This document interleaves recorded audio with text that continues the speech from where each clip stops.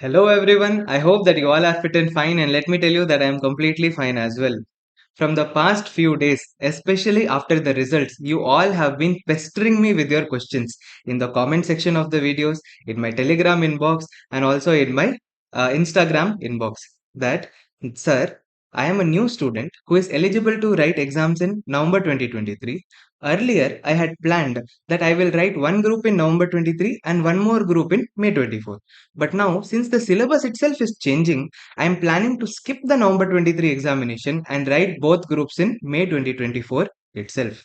There is another set of students who have written the exams in May 2023 attempt, but unfortunately, due to some reason or the other, they could not clear in May 2023 examinations. So they are asking me the questions, sir, whether I should write one group in November 2023 or should I write both groups in November 2023, or should I skip the November 23 attempt itself and I should focus on May 24 new syllabus examinations? All these questions I will be addressing in this particular video.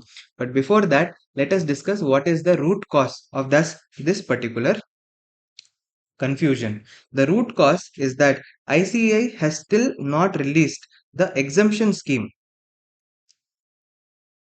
for CA Intermediate. That is, if you pass in a single group or if you get some exemptions, what benefit will you get in the new syllabus?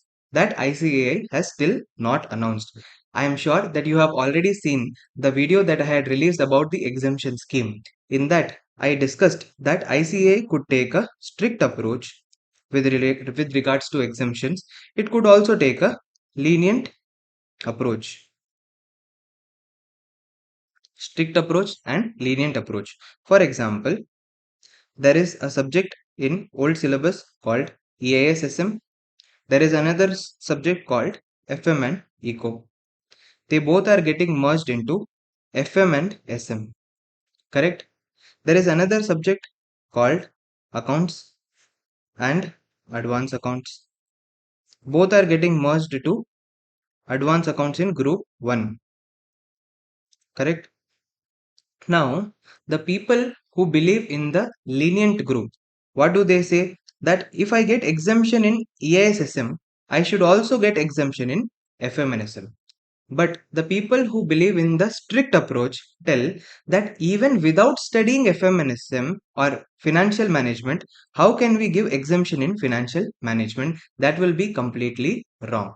Correct? Similarly, there is accounting also. If you get an exemption in accounts, you might also get the same exemption in advanced accounts in the new syllabus. That is the lenient approach. But in strict approach, they are telling that if you give exemption in advanced accounts, it means you're automatically exempting the advanced accounts of the old syllabus as well, even without the student studying that particular subject, which is very, very wrong. This type of debate was also going on in my comment section, and similarly, this debate is also going on in between the council members of ICAI.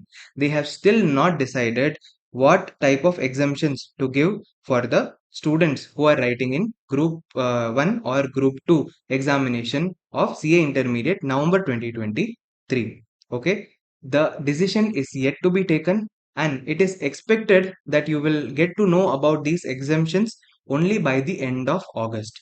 But to take a decision whether to write in November 23 or not to write in November 23, you cannot wait till the end of August. You have to take a decision now itself. So, sir, what should we do?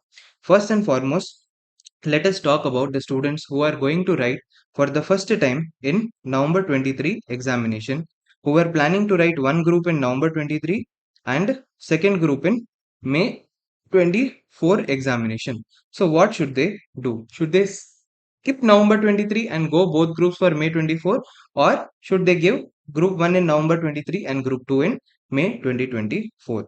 And the answer is stick to your old plan itself. Okay, there are two sayings. Please trust me and believe in these two sayings. These are very, very commonly told by your parents, your teachers, and so many elders around you. Number one is do your best and leave the rest to God.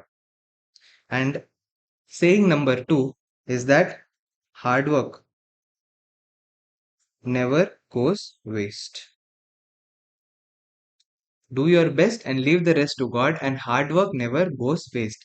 Believe in these two principles and give your 100% effort to clear the November 2023 examination, and trust the Almighty that if at all you are able to clear one group in November 2023, the relative exemptions you will also get in May 2024.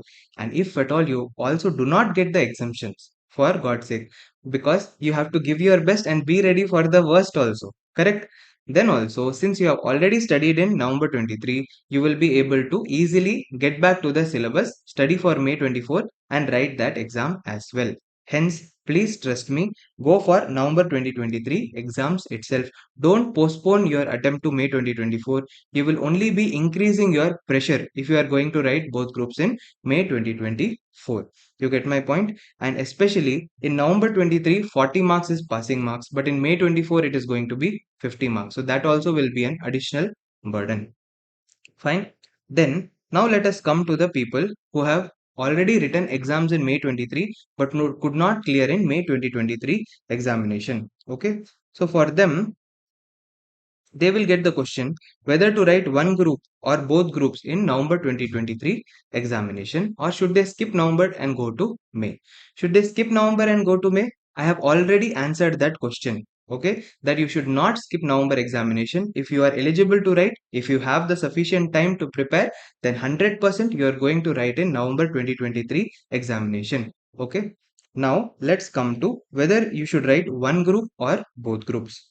See Kanna, I have 3 pointers. If you are able to satisfy all these three conditions, then definitely you will be writing two groups in November 2023.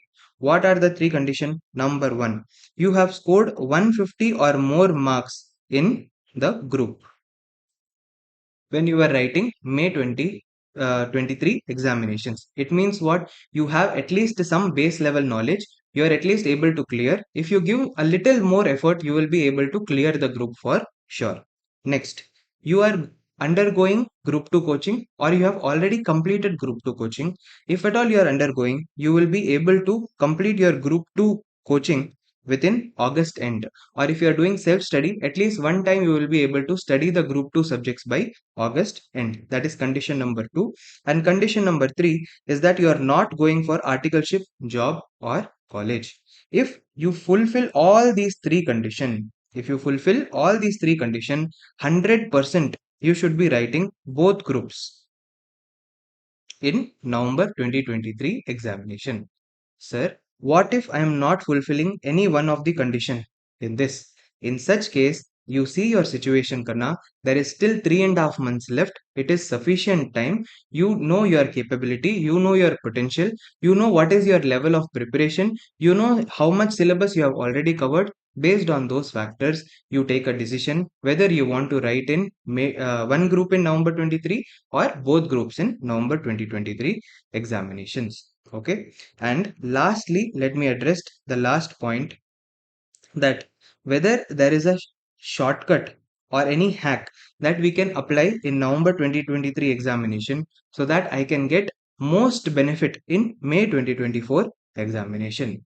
There are some reputed, respected faculties who have given their opinion about certain hacks that you can use to get more benefit in May 2024 examination. I respect those faculties, but in this case, I differ from their opinion. According to me, still ICAI itself has not decided what benefit to give to the students. So why should we take such a risk? Hence, don't believe in all these shortcuts or hacks. Okay, you prepare and you have the goal that you have to definitely pass the entire group in November 2023 examination in whatever case. Fine. So I think all the questions I have addressed in this particular video. See you in the next one, dear. Till then, take care. Bye bye.